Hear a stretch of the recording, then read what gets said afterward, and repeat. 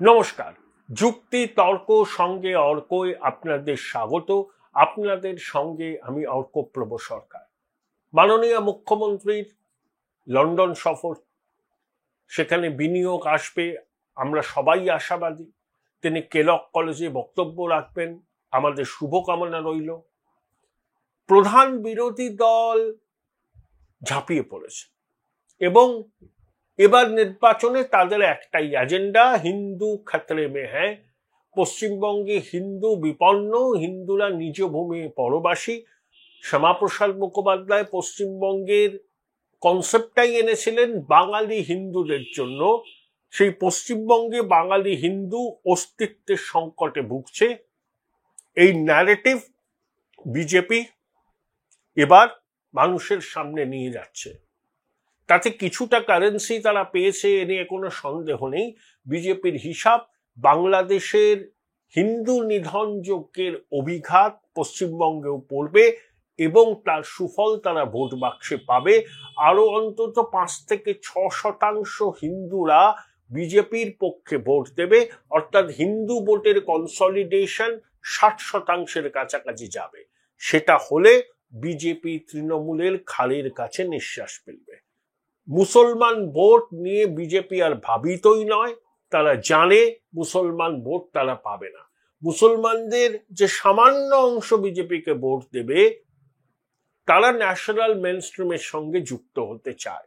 তারা তোমাদের দেশ থেকে তাড়িয়ে দেবে বিজেপি, এই ন্যারেটিভকে বিশ্বাস করে না। কিন্তু তাদের সংখ্যা অল্প, এটা দুর্ভাগ্যের বিষয়। এবং বিজেপি সংখ্যালঘুদের মধ্যে প্রচার না করলেও সেই অংশটা বিজেপিকেই ভোট দেবে। ভারতবর্ষের অন্যান্য রাজ্যেও এই অংশটা বিজেপিকে ভোট দেয়।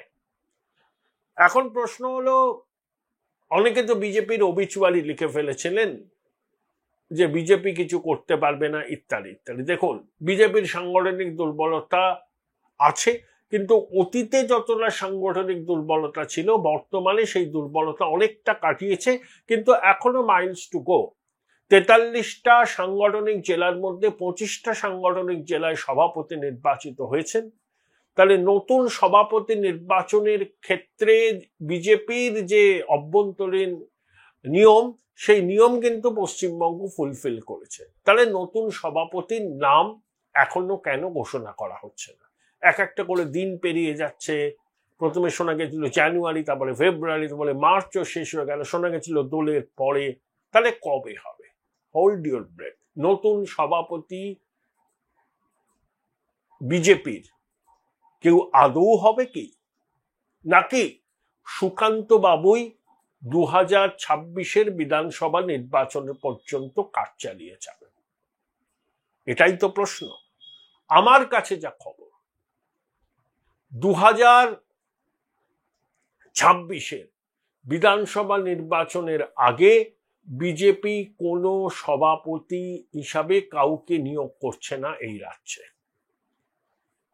অর্থাৎ সুকান্ত মজুমদারই 2026-এর বিধানসভা নির্বাচন পর্যন্ত দায়িত্বে থাকবেন। এখন যদি নতুন সভাপতি নিয়োগ করা হয়, তিনি তার টিম সাজাতে সাজাতেই ভোট এসে যাবে। এর থেকে অনেক ভালো যিনি বর্তমান সভাপতি আছেন, তাকে বিধানসভা নির্বাচন পর্যন্ত দায়িত্ব দেওয়া হোক।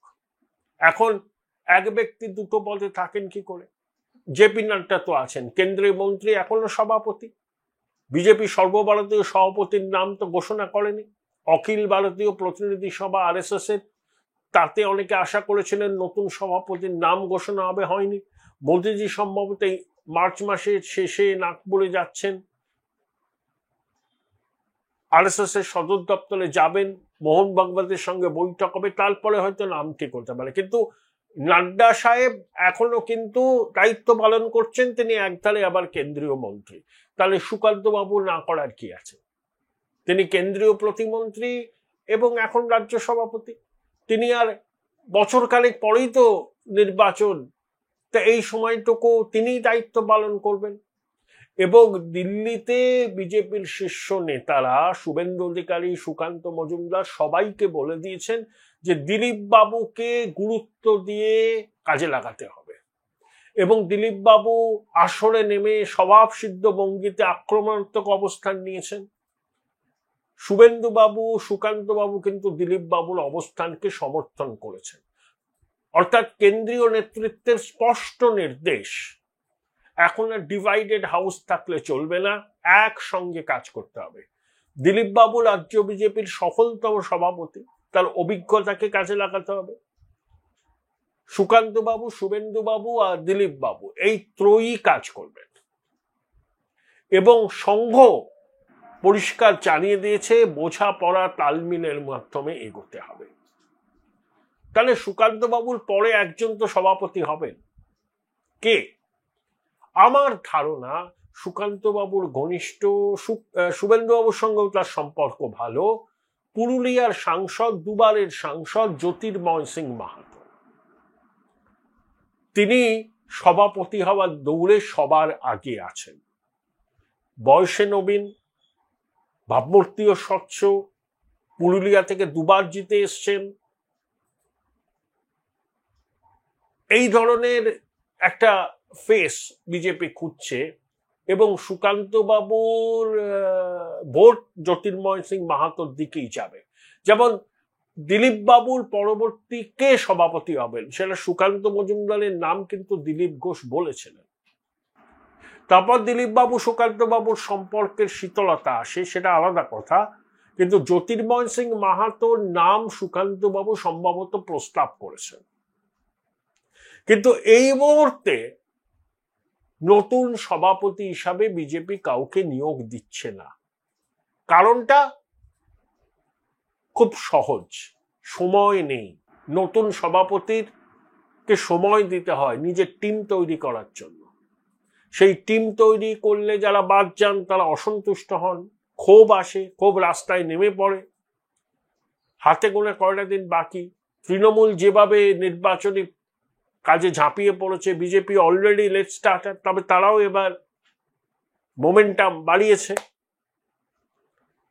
এখন বিজেপি এরা মারাত্মক অভিযোগ করেছেন যে বেছে বেছে মতুয়া সম্প্রদায়, হিন্দু সম্প্রদায়ের ভোটারদের নাকি তালিকা থেকে বাদ দেওয়ার চেষ্টা করছে শাসক দল। তাতে নাকি বিডিওরা অগ্রণী ভূমিকা নিচ্ছেন। এই বিষয়ে বাজার গরম হয়ে গেছে। আমরা দেখলাম এক আইসি ইফতারের অনুষ্ঠানে গিয়ে তৃণমূলের ব্যাচ পরে হাসি মুখে মঞ্চে বসে আছেন। এ রাজ্যের পুলিশ যে দলদা সেটা তো আর নতুন করে বলার কিছু নেই। এবং আপনাদের মনে আছে 2024 লোকসভা নির্বাচনের ফলাফলের পর মমতা বন্দ্যোপাধ্যায় পুলিশকে বিশেষভাবে পুরস্কৃত করেছিলেন। Join Indian Institute of Hotel Management now. Right choice, right decision. Police তো নিজের ডিউটি পালন করেছে, সরকারি কর্মচারীরাও তো করেছেন। বেছে বেছে পুলিশদের বিশেষভাবে পুরস্কৃত করা হয়েছিল। তা নিয়ে দীর্ঘ বিতর্ক হয়েছিল, কিন্তু মমতা বন্দ্যোপাধ্যায় তার সিদ্ধান্তে অনড় ছিলেন। পুলিশকে এই সরকার সম্পূর্ণ দলদাসে যে পরিণত করেছে, বিভিন্ন ঘটনা প্রবাহ থেকে সেটা সামনে আসছে বলেই কিন্তু অনেকে মনে করে। এবং অতীতেও আমরা দেখেছি যে স্থানীয় থানার ওসি, আইসি একেবারে শাসক দলের মঞ্চে উঠে গেছে, ব্যাচ পরে বসে আছে। কেউ কেউ মাননীয়াকে মা বলেও সম্বোধন করেছেন, তিনি আবার বড় পদেও আছেন।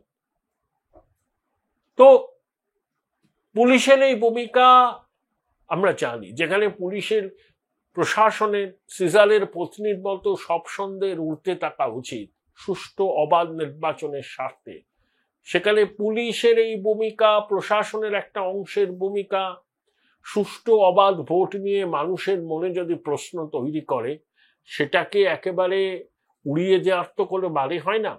দেখুন 2021 সালে বিজেপি এতটাই কনফিডেন্ট ছিল, বুথ ম্যানেজমেন্ট, কাউন্টিং টেবিল শেষ পর্যন্ত আঁকড়ে থাকা, এই বিষয়গুলো থেকে তারা সরে গিয়েছিল। 24 লোকসভা নির্বাচনে যেমন সুকান্ত মজুমদার, যেমন সৌমিত্র খান একেবারে শেষ মুহূর্ত পর্যন্ত কাউন্টিং টেবিলে তাদের কাউন্টিং এজেন্ডা আঁকড়ে ছিলেন, তার ফল তারা পেয়েছেন।